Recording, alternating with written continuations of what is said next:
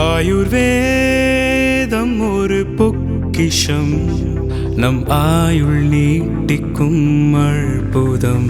Doctor Srivarma's lion Arabian dates. இப்போ அது லயனா டேட்ஸ். லயனா பிரீமியம் டேட்ஸ். சுத்தம், சுவை மற்றும் ஆரோக்கியம். Periyar Maniammai institute of science and technology, Thanjavur. BTech biotechnology with specialization in computer science and biology. காவல்துறை உடைய அறிக்கையை மட்டும் நீங்கள் நம்பாதீங்க அப்படிங்கிறத பதிவு பண்ணாரு. குறிப்பாக கம்யூனிஸ்ட் கட்சியுடைய தோழர் ஆகட்டும், அதிமுகவுடைய சட்டமன்ற உறுப்பினராகட்டும், அனைத்து கட்சி உறுப்பினர்களாகட்டும், நாங்கள் உறுதியாக கூறுகிறோம், காவல்துறையுடைய அறிக்கையா இல்லை காவல்துறையா இல்லை இறந்த சகோதரியின் தாய்னா எங்க முதலமைச்சர் ஒரு தாய் பக்கம் தான் நிற்பார். உறுதியாக சொல்றோம். விசாரணையில் எந்த விதமான அழுத்தங்களும் இந்த ஆட்சியில் எப்பொழுதும் ஏற்படாது. அரசியல் அழுத்தமா இருக்கட்டும். நேற்றே நானும் முதலமைச்சருடைய ஆணையின்படி நானும் திரு ராஜ்மோகன் அவர்களும் பள்ளித்துறை அமைச்சரும் சென்றோம். தனுஷ் அவர்களுடைய வீட்டில் சென்றோம். ஒரு குடும்பத்தை சந்தித்தோம். 4 கோரிக்கை வச்சாங்க. கிட்டத்தட்ட 12 பேர் கைது செய்யப்பட்டிருக்கீங்க. இன்னும் சில பேர் இதில் இருக்காங்கன்னு சொல்ல உடனடியாக முதலமைச்சரோட கவனத்துக்கு சொன்ன விசாரணை நடந்துகிட்டு இருக்கு. இறந்த தனுஷோடைய அடக்கம் இடத்துல ஒரு கல்லறை வேணும்னு சொன்னோம். உடனடியாக முதலமைச்சர் அந்த கல்லறைக்கான இடத்தை ஐடென்டிஃபை பண்ண சொல்லியிருக்கிறாரு. அவர்களுக்கான வன்கொடுமை சட்டத்தின்படி அவர்களுக்கான உரிய இழப்பீடை இன்றைக்கு கலெக்டருக்கு கொடுக்க சொல்லி முதலமைச்சர் உத்தரவிட்டிருக்காரு. இதோடைய வெளிப்பாடுதான் தற்போதைய ஆட்சி பொறுப்பேற்ற உடனே மாண்புமிகு முதலமைச்சர் அவர்கள் கையெழுத்து 3 திட்டங்களில் anti narcotics task force ANTF திட்டம் ஒன்றாகும். இத்திட்டத்தின் முக்கியத்துவம் கருதி இத்திட்டத்திற்கு ரூபாய் 264.14 கோடி நிதி மாண்புமிகு முதலமைச்சர் அவர்களின் உத்தரவுப்படி ஒதுக்கீடு செய்யப்பட்டு மாநிலம் முழுவதும் 65 ஆன்டி நார்கோட்டிக்ஸ் டாஸ்க் ஃபோர்ஸ் அலகுகள் உருவாக்கப்பட்டுள்ளன. எனவே இந்த அரசு தமிழ்நாட்டிலிருந்து போதைப் பொருள் பழக்கத்தை அடியோடு வேறறுக்க வேண்டும் என்பதில் மிக உறுதியாக உள்ளது. இந்த நடவடிக்கையில் அரசு எந்தவித சமரசமும் செய்து கொள்ளப் போவதில்லை. ஆனால் நான் குறிப்பிட்ட கம்யூனிஸ்ட் தோழர்களை பற்றி பேசினேன், அதிமுக தோழர்களை பற்றி பேசினேன். நான் திமுக பற்றி பேசவே இல்லை. திமுகவுடைய எதிர்கட்சி என்ன சொல்ல வர்றான்னு தெரியாம நிறுத்துக்கணும். என்ன திமுகவுடைய எதிர்கட்சி அங்க 57 பேர் இருக்காங்க. நாங்க எந்திரிச்சோம்னா அந்த சபையை அவங்க பேசவே முடியாது. எதிர்கட்சி தலைவர் பேசும்போது நாங்க எந்திரிச்சோம்னா அதாவது மாண்புமிகு சபை என்ன பேச விடுங்க. மாண்புமிகு பொதுப்பணித்துறை அமைச்சர் சொன்ன கருத்தை நான் ஏற்க முடியாது. மாண்புமிகு பொதுப்பணித்துறை அமைச்சர் சொன்ன கருத்தை ஏற்க முடியாது. அதை மட்டும் அவைக்குழு நீக்குகிறேன். நீங்க பேசுங்க. யாரும் சொல்லிட்டு நீக்கிட்டு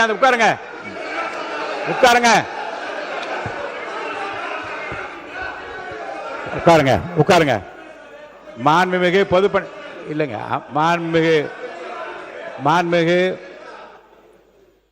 மாண்புமிகு பொதுப்பணித்துறை அமைச்சர்கள் கடைசியில் கூறிய வாசகம் மற்றும் நீக்கப்பட்டு சொல்லிவிட்டேன்.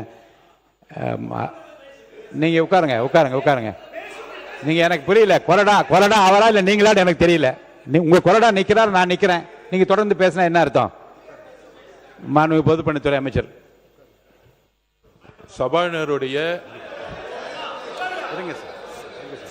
சபாநாயகருடைய உத்தரவுக்கு நாங்கள் கட்டுப்படுறோம். நாங்கள் சொல்ல வந்ததுன்னா, எதிர்கட்சி தலைவர் பேசும்போது அரசின் மீது பல்வேறு குற்றச்சாட்டுகள் வைத்தார். நாங்கள் ரொம்ப அமைதியா இருந்தோம். ஒரு குரல் கூட நாங்கள் பேசல. ஆனால் ஒரு ஜனநாயகப்படி எங்களுடைய கருத்துக்களை கேட்க வேண்டும். அதற்கு எதிர்கட்சி தலைவராக இருக்கும் கொறடாவும் அதுக்கு ஒரு ஆணையிடணும். நாங்கள் எந்திரிச்சு பேசும்போது குரல் கொடுக்கிறது அவைக்கு உடைய மரபு மீறிய செயல்ங்கிறத நான் திரும்பி பதிவு பண்றேன். அப்ப ஆதாரத்துடன் பேசுறேன். இப்பொழுது எதிர்கட்சி தலைவராக இருந்தவர் அன்றைக்கு டெப்டி சிஎம் இருந்தாரு. திமுக ஆட்சியுடைய இந்த போதை பழக்க வழக்கம் இந்த 100 நாள் ஏற்படுத்த முடியாது. இந்த போதை பழக்க வழக்கம் நாங்கள் திருப்பியும் பதிவு பண்றோம். 2020 வரைக்கும் 2020க்கு முன்பு தமிழ்நாட்டில் போதை கலாச்சாரம் இல்லை, உறுதியாக நாங்கள் கூறுகிறோம். ஆனால் இந்த கலாச்சாரம் ஆதாரம் இங்க இருக்கு. ஆதாரம் ஒரு பேச விட சொல்லுங்க. தைரியம் இருந்தால் என்ன பேச சொல்ல விடுங்க. பேசுங்க பேசுங்க. உண்மை இருந்தால் அமைதியா இருக்கணும். உண்மையற்றவர்கள் தான் சவுண்ட் கொடுப்பாங்க. உண்மை இல்லைன்னா பயம் வந்து எந்திரிச்சு கத்த ஆரம்பிச்சிருவாங்க. எங்க பக்கம் உண்மை இருக்கு, என்கிட்ட உண்மை இருக்கு.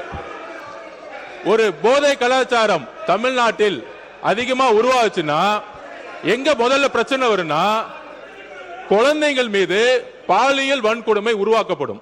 போதை கலாச்சாரம் வந்து உருவாகும் பொழுது குழந்தைகள் மீது பாலியல் வன்கொடுமை அதிகமாகும். இதுதான் ரெண்டுத்துக்கான நெருக்கம்.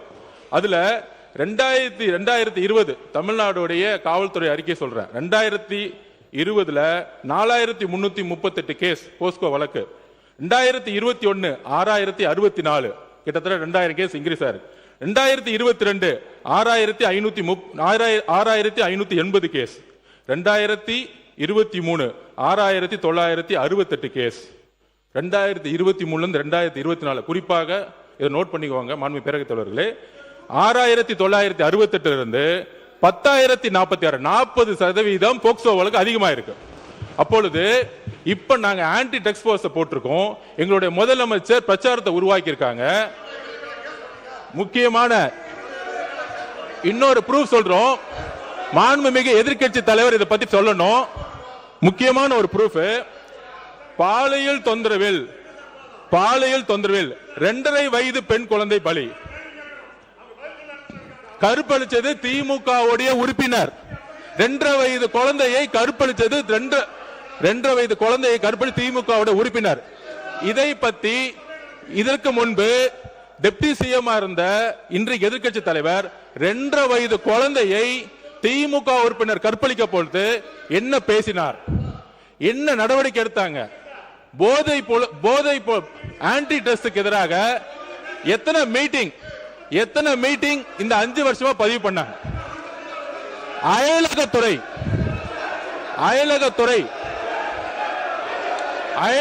என்பது உட்காருங்க, நீங்க உட்காருங்க.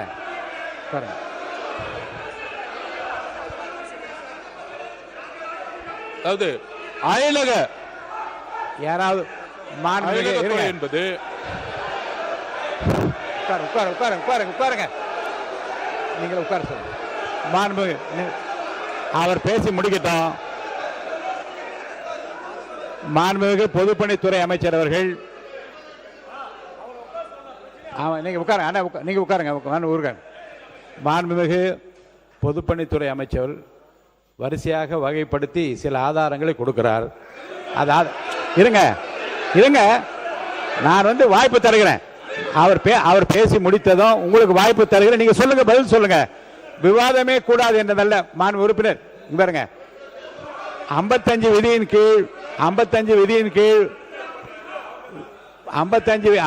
விதியின் கீழே கருத்து சொல்வதற்கு நான் அனுமதி அளித்திருக்கிறேன். அவர் கருத்து சொல்றாரு. அதில் மாறுபட்ட கருத்து இருந்தால் உங்களுக்கு நான் அனுமதி தரேன். நீங்க பதில் சொல்லுங்க. உட்காருங்க. இப்ப பொதுப்பணித்துறை முடிச்சிருங்க. பொதுப்பணித்துறை அமைச்சர் முடிங்க. அடுத்து உங்களுக்கு தரப்போறேன். உட்காருங்க. நீங்க கொடுங்க. இருக்க விதிப்படி தான் நடத்துறேன். நீங்க வாங்க. நீங்க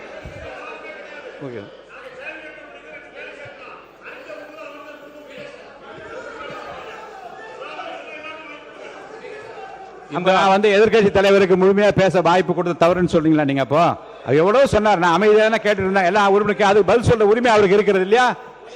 இல்லைங்க. மாண்பு எதிர்கட்சி தலைவர் பேசுகிற போது கவன ஈர்ப்பு தீர்மானத்தை தாண்டியும் தமிழ்நாடு முழுவதும் நடந்த பல சம்பவங்களை சொல்லுகிற போது அமைதியா கேட்டு அதுக்கு பதில் சொல்வதற்கு உரிமை ஒரு கலெக்டிவ் ரெஸ்பான்சிபிலிட்டி மந்திரிகளுக்கு இருக்கிறது. முதலமைச்சர் இல்லாவிட்டாலும் கூட ஒரு கலெக்டிவ் ரெஸ்பான்சிபிலிட்டி அடிப்படையில் அமைச்சர்கள் பதில் சொல்லுவார்கள். அவர் பேசி முடிக்கட்டும். உங்களுக்கு தர வாய்ப்பு தர பேசுங்க. சொல்லுங்க. மாண்புமிகு பேரவைத் தலைவர்களே, இந்த ஆதாரங்கள் எல்லாம் திமுக ஆட்சியில் போலீஸ் கொடுத்த அறிக்கை. இது வந்து தமிழக வெற்றி கழகத்தோட அறிக்கை கிடையாது. இது போலீஸ் முன்னாள் முதலமைச்சர் மு க ஸ்டாலின் அவர்கள் ஹோம் மினிஸ்டரா இருக்கும் பொழுது அன்றைக்கு கொடுத்த டிஜிபி, அன்றைக்கு கொடுத்த இருந்த எஸ்பிக்கள் கொடுத்த ஆதாரம். இது போக்சோ வழக்கு கிட்டத்தட்ட 40-60% ஒவ்வொரு ஆண்டும் ஏறி இருக்கு. 2.5 வயது குழந்தையை கற்பழித்து திமுக உறுப்பினர் எஃப்ஐஆர் போட்டது உங்களுடைய அரசு தான். அதை தான் நாங்க பதிவு பண்றோம்.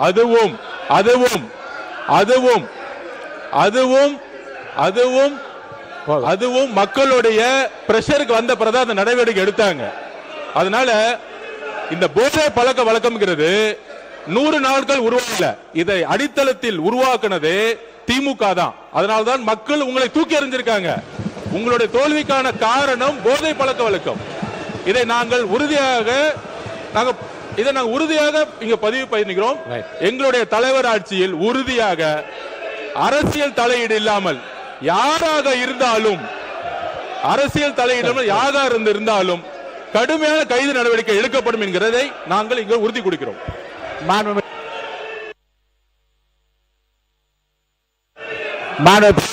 அமைச்சர் அவர்கள் பேசிய பிறகு மாண்பு எதிர்க்கட்சி தலைவர் அவர்கள் நீங்க தொடர்ந்து இதை உங்கள் கருத்துக்கள் நீங்க பதிவு செய்யலாம்.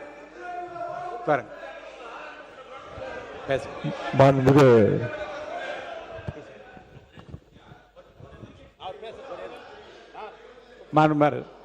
உறுப்பினர் மாண்புமிகு பேரவைத் தலைவர்களே,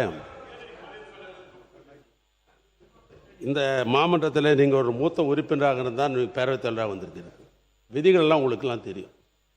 கேள்வி நேரத்திலும் சரி, கவன ஈர்ப்பு தீர்மானத்தில் குற்றச்சாட்டு சொல்லக்கூடாது என்பது நீங்கள் அடித்து கொடுத்திருக்க புத்தகத்திலே இருக்கிறது.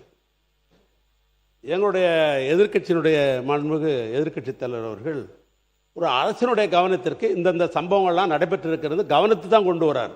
இல்லைங்க, கவனத்தில் குறிப்பிட்டிருக்கிற விஷயத்தை பற்றி மட்டும்தான் பேச அனுமதியை தவிர தமிழ்நாடு முழுவதும் சம்பவங்களை வரிசைப்படுத்துகிற போது பதில் சொல்ற உரிமை நான் உங்களுக்கு தரணுமா இல்லையா? ஒரே நிமிஷம். ஆனால் எங்கள் ஒன்னே குற்றச்சாட்டு சொல்லக்கூடாது, விதி புஸ்தகத்தில் தான் சொல்றேன். அவர் ஒரு கவனத்துக்கு கொண்டு வர்றார். காவல்துறையில் நாங்கள் ஒரு கேள்வி கேட்டு அப்பொழுது அமைச்சர் அவர்கள் பதில் கூட சொல்லலாம். ஆனால் கவன ஈர்ப்பு தீர்மானத்திலோ அல்லது ஒத்திவைப்பு தீர்மானத்தில் அரசாங்கம் விளக்கம் தான் தரணும் மொழியை நான் கேட்குற கேள்விக்கு நீங்கள் சொல்கிறோம், நாங்கள் எதிர்குற்றச்சாட்டு சொல்கிறோம் அப்படி என்பது இது வரைக்கும் விதி மரபுகள் அல்ல. அதை நீங்கள் கடைபிடிக்கணும்னு நான் கேட்டுக்கொள்கிறேன். இப்போ நம்முடைய பொதுப்பணித்துறை அமைச்சர் சொன்னதற்கு எங்களுடைய எதிர்க்கட்சி தலைவர் அவர்கள் இப்பொழுது பதில் சொல்வார்.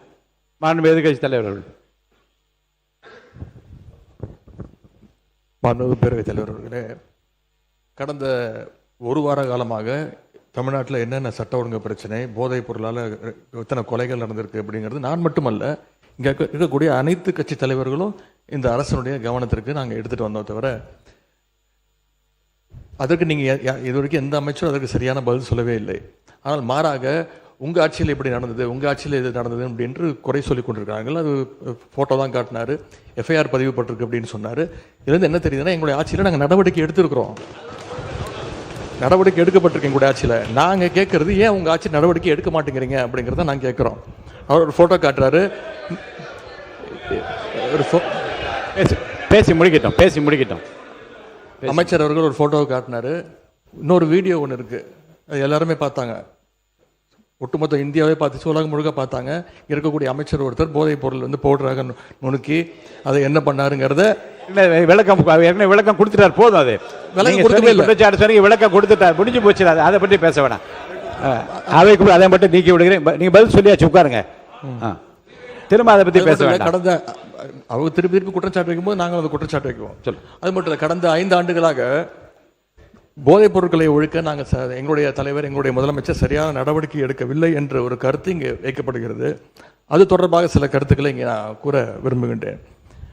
ஆட்சிக்கு வந்த ஒரே ஆண்டில் எங்களுடைய தலைவர் அவர்கள் போதைப் பொருள் இல்லா தமிழ்நாடு என்ற இலக்கோடு மதுவிலக்கு அமலாக்கத்துறையையும் நார்காட்டிக்ஸ் இன்டெலிஜென்ஸ் பியூரோ சிஐடி என்ற இரு பிரிவுகளை ஒன்றிணைச்சு இபிசிஐடி என்ற புதிய பிரிவை உருவாக்கினவர் எங்களுடைய தலைவர் திரு முத்துவேல் கருணாநிதி ஸ்டாலின், அன்றைய முதலமைச்சர் அவர்கள். அவர் அன்றைக்கு அப்படி செயல்பட்டதால் தான் கடந்த 5 ஆண்டு கால திராவிட மாடல் ஆட்சியில் இதுவரை இல்லாத அளவுக்கு ஒரு விழிப்புணர்வை ஏற்படுத்தி போதைப் பொருட்களை தொடர்ந்து எங்களுடைய அரசு பறிமுதல் செஞ்சது. இது தொடர்பான புள்ளி விவரங்கள் தேவைப்பட்டாலோ அவர்கிட்ட இருக்குது, அமைச்சர்கிட்ட இருக்குது. கூடுதல் தகவல் தேவைப்பட்டாலோ அதை நாம் எங்கேயும் போய் தேட வேண்டிய அவசியம் இல்லை.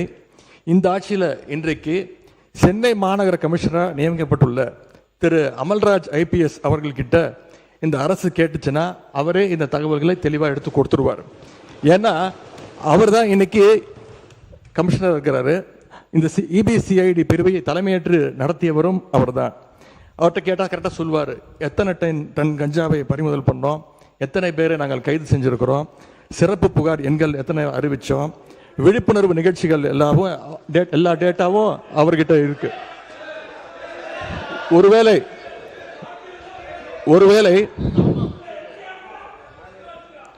ஒருவேளை எங்களுடைய திராவிட மாடல் ஆட்சியில் போதைப் பொருளை தடுக்கிற செயல்பாடுகள் சரியா நடக்கல அப்படின்னு இந்த அரசு எங்களை குற்றம் சாட்டுச்சுன்னா, நான் உங்ககிட்ட கேட்க வேண்டிய கேள்வி, அப்புறம் என்னத்துக்கு அந்த அவ்வளோ பெரிய அதிகாரியை இப்போ இவ்வளவு முக்கியத்துவம் வாய்ந்த சென்னை மாநகராட்சி ஆணையர் பொறுப்பில் போட்டிருக்கீங்க என்ற கேள்வி இந்த அரசுக்கு வைக்கிறேன். பொதுப்பணித்துறை அமைச்சர், நீங்க இது குற்றச்சாட்டு அல்ல. அதாவது எங்களுடைய நோக்கம் ஒருவரை ஒருவர் குற்றச்சாட்டு அல்ல. போதை பழக்க வழக்கம் தமிழ்நாடு முழுவதும் அதிகமானதுதான். எங்களுடைய பிரச்சாரத்திலேயே ஒவ்வொருத்தருக்கும் சொல்லும் பொழுது எங்களுடைய முதலமைச்சர் நாங்களும் சொல்லும்போது பெண்கள் சொல்லியது எல்லா தெருக்களிலும் இந்த கஞ்சா பழக்கமும் ட்ரக்ஸ் பழக்கமும் அதிகமாக இருக்குது, நீங்க ஆட்சிக்கு வந்தா ஒழிச்சிடுங்கன்னு எங்களுடைய கையை பிடிச்சு சொன்னது பெண்கள். அதில் நாங்கள் உறுதியாக இருக்கிறோங்கிறத நாங்க பதிவு பண்ணோம். அதுல ஒரே ஒரு கேள்வி மாண்புமிகு எதிர்க்கட்சி தலைவருக்கு, நான் இன்னும் முடிக்கல, நான் முடிச்சிடறேன். அவர் கேட்ட ஒரு கேள்விக்கு அவர் சொன்னாரு, ஆன்டி ட்ரக்ஸுக்கு எதிராக நாங்க தனியா நடவடிக்கை எடுத்தோன்னு. எங்களுடைய ஆட்சியில் ஆன்டி ட்ரக்ஸ் ஆன்டி நார்கட்டிக் டாஸ்க் போர்ஸுக்காக ரூபாய் 264.14 கோடி ஒதுக்கப்பட்டிருக்கு. உங்களுடைய முன்னாள் முதலமைச்சரும் சரி, நீங்கள் துணை முதலமைச்சர் இருக்கும் பொழுது இந்த போர்ஸுக்காக எத்தனை கோடி ரூபாய் நீங்க ஒதுக்கி இதற்கான பணிகளை நீங்க மேற்கொண்டீர்கள் பதிவு பண்ணுங்க. விவாதம் பேசு. உங்களுடைய ஆட்சியில் இந்த திட்டத்திற்கு என்ன பணிகள் மேற்கொள்ளப்பட்டது? ஒரு பணினா அதுக்கான பட்ஜெட் ஒதுக்கணும். எவ்வளவு பட்ஜெட் ஒதுக்குனாங்க? மாண்பு எதிர்கட்சி தலைவர் அவர்கள் பேசுங்க. மாண்பு எதிர்கட்சி தலைவர் அவர்கள். பேரவைத் தலைவர் அவர்களே, இன்னொன்று, போதைப் பொருள் ஒழிப்பு மற்றும் சட்டவிரோத கடத்தல் தடுப்பு பணியை சிறப்பாக மேற்கொள்ளும் காவலர்களுக்கு 2 நாட்களுக்கு முன்பு நம்முடைய முதலமைச்சர் அவர்கள் விருதுலாம் வழங்கியிருக்கிறார். விருது எதற்காகன்னு பார்த்தீங்கன்னா, போதைப் பொருள் ஒழிப்பு மற்றும் சட்டவிரோத கடத்தல் தடுப்பு நடவடிக்கையை சிறப்பாக மேற்கொண்டதற்காக, கடந்த ஒரு வருடமாக சிறப்பாக பணியாற்றியதற்காக 15 காவல்துறை அதிகாரிகள் மற்றும் காவலர்களுக்கு முதலமைச்சர் அவர்களே விருது கொடுத்திருக்கிறாங்க. அந்த 15 காவலர்களுமே எங்களுடைய ஆட்சி காலத்தில் பல்வேறு வழக்குகளில் போதைப் பொருள் ஒழிப்பு நடவடிக்கையை சிறப்பாக மேற்கொண்டவங்கன்னு இன்னைக்கு அரசு அறிக்கை கொடுத்திருக்கு. விருது பெற்ற அந்த 15 காவலர்களும் எத்தனை கிலோ போதைப் பொருட்களை பறிமுதல் பண்ணாங்க, எத்தனை குற்றவாளிகளை பிடிச்சாங்க, எவ்வளவு நாட்களுக்கு அவங்களுக்குலாம் தண்டனை வாங்கி கொடுத்துருக்குறாங்க, இந்த விவரங்களை எல்லாம் அரசு வெளியிட்ட செய்தி குறிப்பில் தெளிவாக சொல்லியிருக்கிறீங்க. போதைப் பொருள் தடுப்புக்கு எங்க ஆட்சியில நடவடிக்கை எடுக்கல அப்படின்னா அப்புறம் என்னதுக்கு இந்த காவலருக்கு முதலமைச்சர் அவர்கள் விருது கொடுத்தார் அப்படின்னு இங்க நான் பதிய வைக்க விரும்புகிறேன். அதேபோல் அமைச்சர் அவர்கள் சில கேள்விகளை கேட்கிறாரு. அமைச்சர் அவர்கள் கேட்கிற கேள்விக்கு தான் நான் தான் பதில் சொல்லணும் அப்படின்னு அடம்பிடிக்கிறாரு. இன்னைக்கு நான் நம்முடைய அனைத்து கட்சி தலைவர்கள், அத்தனை பேர் எதிர்கட்சி தலைவர்கள்லாம் இன்னைக்கு இந்த என்ன சட்டம் ஒழுங்கு சம்பந்தமாக பேசிட்டு இருக்கிறோம். அந்த சம்பந்தப்பட்ட அமைச்சர் இங்க இருக்கிறாரு, அவர் ஏன் இப்ப பதில் சொல்ல மறுக்கிறாரு என்பதை நான் கேட்க விரும்புகிறேன். உறுப்பினர் ராஜேஷ், ஒரு நிமிஷம் உட்காருங்க. ராஜேஷ், என்ன உங்க தொகுதின்னு ஏதோ சொல்ல வந்தீங்க, என்ன பிரச்சனை சொல்லுங்க. மாண்புமிகு பேரவைத் தலைவர் அவர்களே, இந்த கவன ஈர்ப்பு தீர்மானமானது அமுதனை பற்றியது. அமுதன் பார்த்தீங்கன்னா சகலாபுரம் சட்டமன்ற என் தொகுதி சார்ந்த மாணவன் தான். கள்ளக்குறிச்சி மாவட்டத்திலிருந்து அதிகப்படியாக மாணவர்கள் கோயம்புத்தூர் கல்லூரியில் தான் படிச்சுட்டு வராங்க பல ஆண்டு காலமா. ஏன் இதை வலியுறுத்தனா, இந்த போதை பழக்கத்தால அமுதன் இறந்தாருன்றது மாற்று கருத்தே இல்லை. போதை பழக்கம், அந்த அடிச்சு கொண்ட பசங்க எல்லாமே போதை பழக்கத்தில் தான் இருந்தாங்க. அந்த 20 பேருமே போதைப் பொருள் பயன்படுத்திய கல்லூரி மாணவர்கள். அவர்கள் ஒன்றும் கொலை குற்றவாளி கிடையாது. நான் ஏன் இதை சொல்றேன்னா 100 நாள்ல இந்த போதை பழக்கத்தை கத்துக்கிட்டாங்க. நாங்க உங்க ஆட்சியில் சொல்ல வரல. நீங்க எதுக்கு எடுத்தாலும் அம்மாவின் ஆட்சின்றீங்க. இந்த கொலை குற்றம் நடந்திருக்கு. அந்த பாதிக்கப்பட்ட அமுதன் தரப்புக்கு தேவையான உதவி செஞ்சுட்டீங்க, அரசாங்க வேலை தரேன்னுட்டீங்க, நியாயமானது. ஒன்னே ஒன்று மட்டும் சொல்லிக்கிறேன், இந்த போதை பழக்கம் எங்கிருந்து வருது? பல வெளிமாநில கேரளாவில இருந்து வருது. நாம இந்த கவன ஈர்ப்பு தீர்மானமே மாணவர்கள் பாதிக்கப்படக்கூடாது, கஞ்சா பழக்கத்துக்கு ஆட்படக்கூடாதுன்னு நினைக்கிறோம். அதற்கான தீர்வு தான் இந்த சட்டமன்றம் எடுத்து போகணுமே தவிர போன ஆட்சியில் பண்ணிட்டீங்க இந்த ஆட்சியில் அடுத்து சிறப்பு கவன ஈர்ப்பு தீர்மானம் போதுங்க. நீங்க உங்க தொகுதின்னு சொன்னதுனால உங்களுக்குரிய இடம் தர வேண்டும் என்று அனுமதித்தான் போதும்.